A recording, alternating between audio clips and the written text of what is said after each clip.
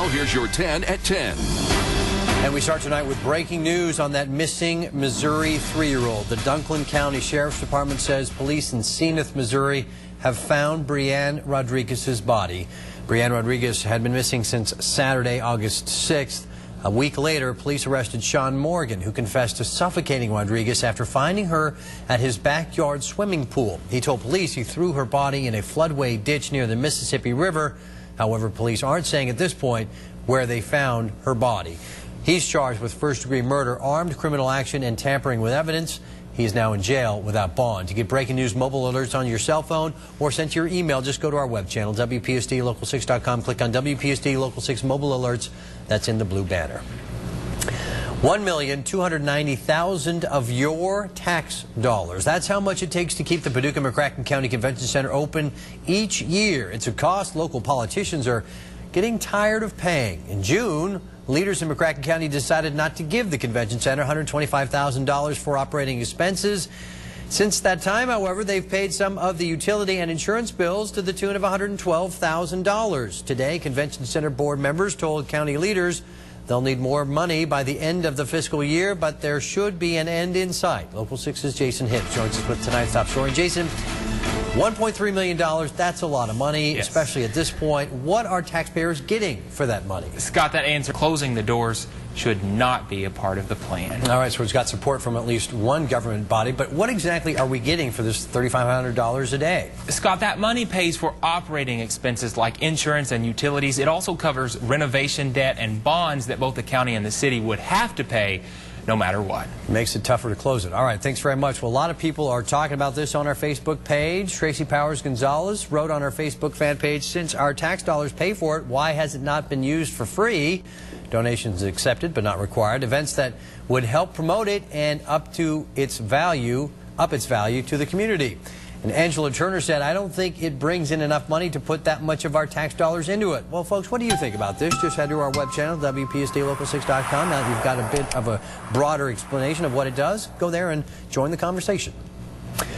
Burying the poor is too expensive, according to a Local 6 state. So Illinois is pulling funding for pauper burials, meaning local funeral homes will now have to foot that bill.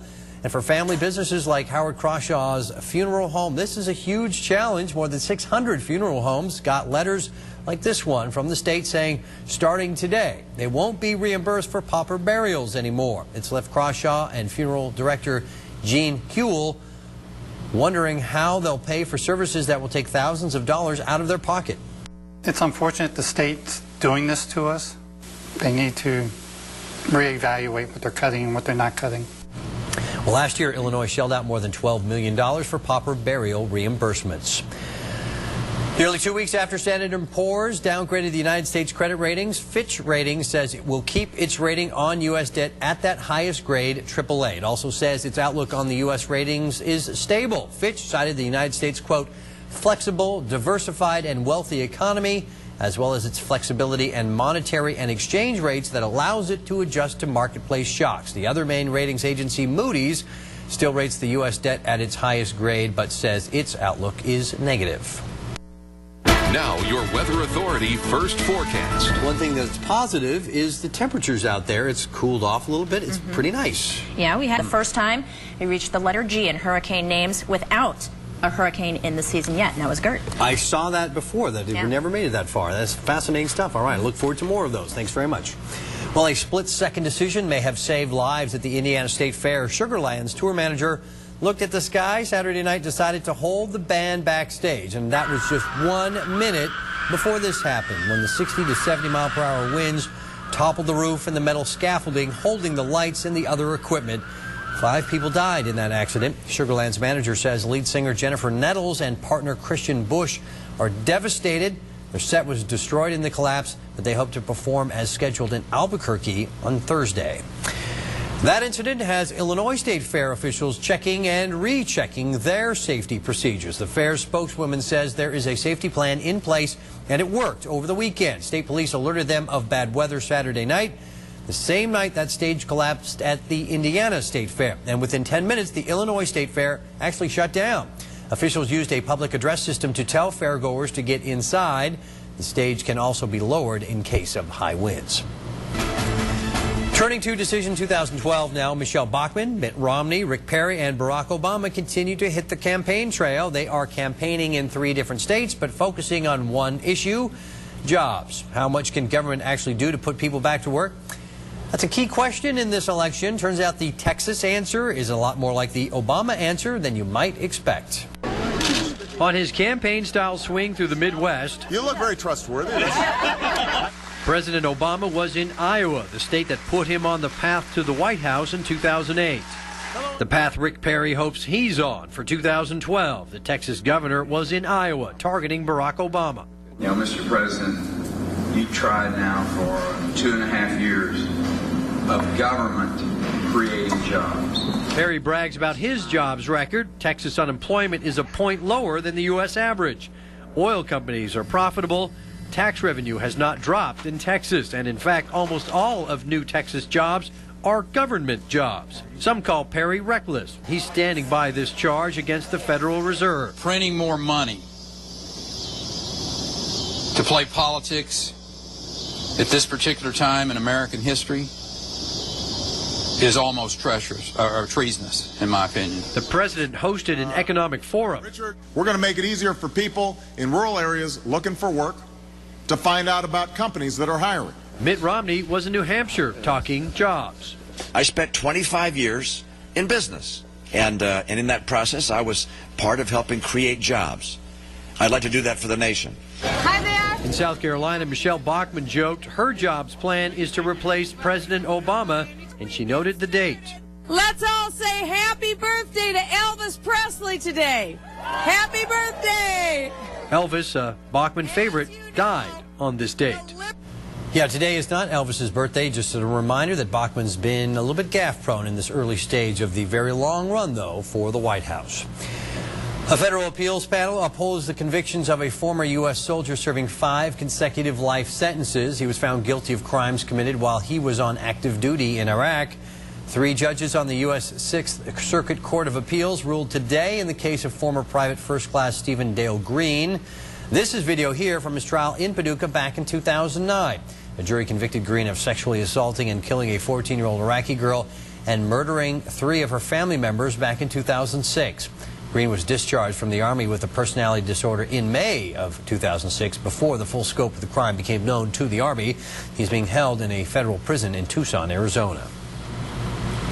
Need a job? Well, the Tennessee Highway Patrol is looking for a few good men and women for trooper jobs, and all applications are online through the Tennessee Department of Human Resources. You got to be at least 21 years old and have at least a high school education. Applications are being accepted until August 26th.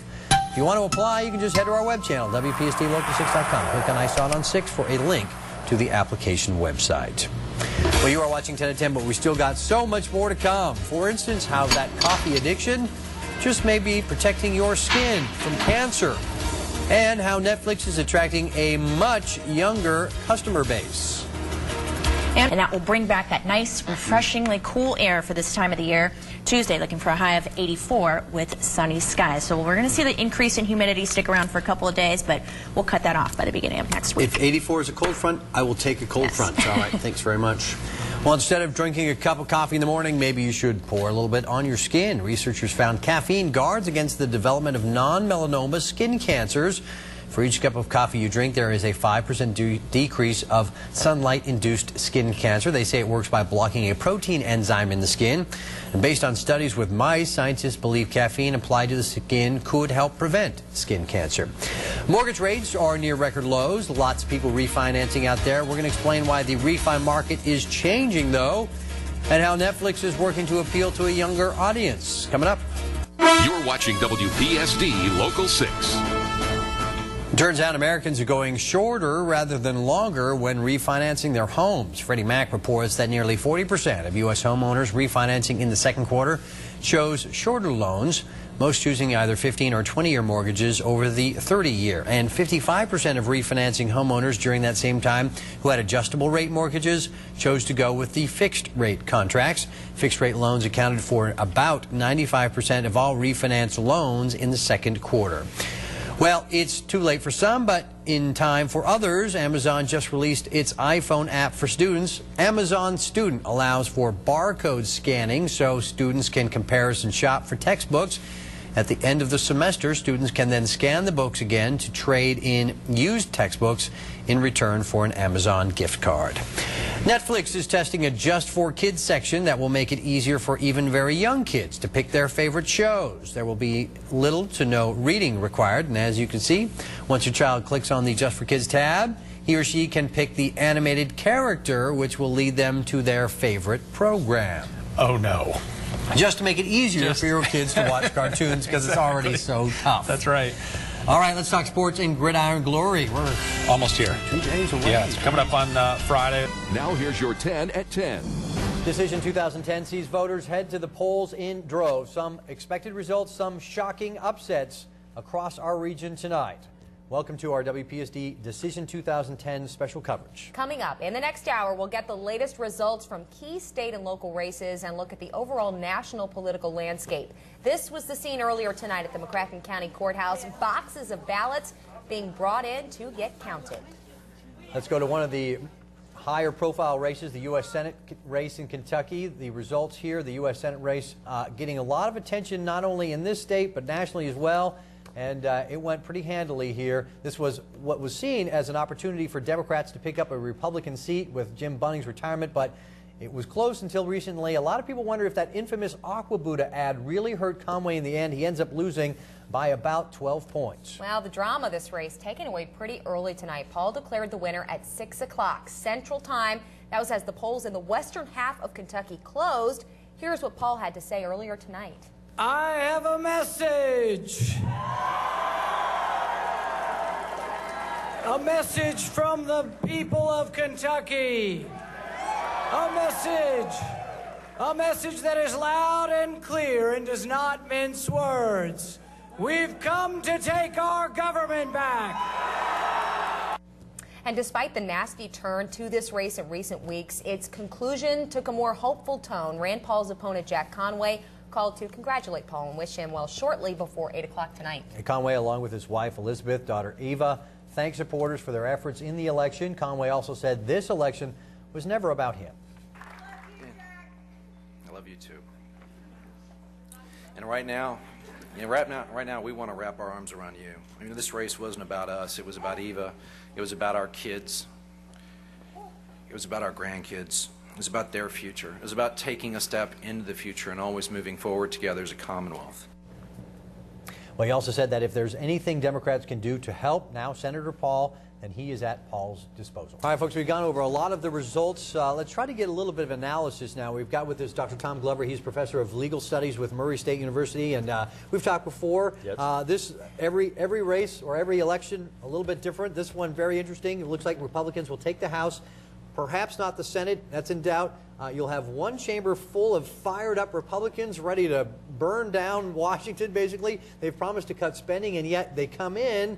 They got to talk about tax cuts. They got to talk about the debt ceiling. They have to talk about possibly extending unemployment for a lot of folks. Right as they're sworn in, what happens then? Well, I think in the lame duck Congress, when they first come back, the first issue they'll have to do is the debt ceiling, because the Obama administration just announced a $1.3 trillion deficit for this last fiscal year. So they've got to raise the debt ceiling. They had that same problem in '94 with Clinton, and the result was a government shutdown when they couldn't reach a compromise to raise the debt ceiling. So they've got to do that, or we could have real gridlock. As far as the tax cuts, I think it'd be a tough sell to not continue the tax cuts when the economy is as bad as it is right now. Unemployment benefits, people are hurt.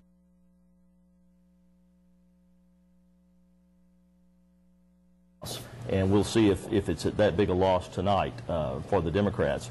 But they both presidents, Truman and Clinton, approached the new congressional majority from the opposition in different ways. Clinton sought to compromise. and he was successful in seeking re-election with that. Truman sought to fight. That was the do-nothing Congress that he campaigned against, and he was successful. So there's two strategies, and I don't know which one Obama would take, but he's going to have to choose one of those two roads. There's one quick curveball, though. How does the Tea Party work into all this? Because a lot of them have said no compromise. Well, the Tea Party is kind of an unusual thing because it's not really, it hasn't really embraced the GOP. It certainly rejected the Democrats, but it hasn't embraced the GOP as much as it's co-opted it. So I'm not sure that they're going to compromise. I agree with that. And we'll see if they learn the mistakes of '94 when that hurt Newt Gingrich, or if perhaps they just stick to their guns. Right. We will have to wait and see. Yes, sir. Very interesting. Dr. Glover, thank you for you. joining us. Sports is next. Stay with us.